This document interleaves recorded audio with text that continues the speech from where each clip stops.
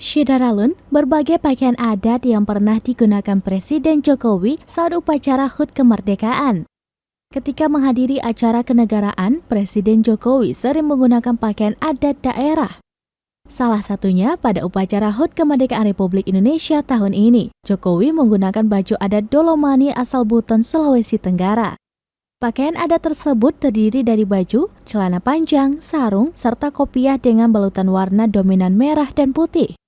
Sebelumnya, Jokowi juga pernah menggunakan beberapa pakaian adat saat menghadiri upacara HUT kemerdekaan Republik Indonesia. Pada upacara HUT kemerdekaan Republik Indonesia tahun 2017, Presiden Jokowi menggunakan pakaian adat Tanah Bumbu Batu Licin, Kalimantan Selatan.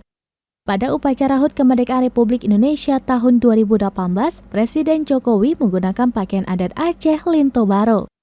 Jokowi didampingi oleh Ibu Negara Iriana Joko Widodo yang menggunakan pakaian adat Minangkabau.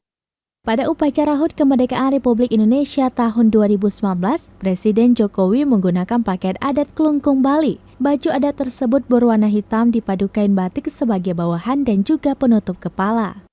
Pada upacara HUT kemerdekaan Republik Indonesia tahun 2020, Presiden Jokowi menggunakan pakaian adat Timur Tengah Selatan, Nusa Tenggara Timur. Baju itu bermotif bentuk belah ketupat dengan batang tengah yang berarti sumber air. Pada upacara HUT kemerdekaan Republik Indonesia tahun 2021, Presiden Jokowi menggunakan pakaian adat Pepadun dari Provinsi Lampung.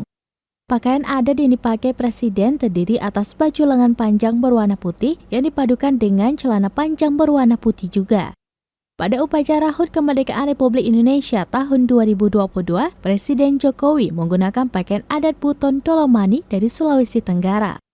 Menurut Presiden Jokowi, Indonesia memiliki kekayaan adat budaya yang sangat tinggi, termasuk dalam hal pakaian adat.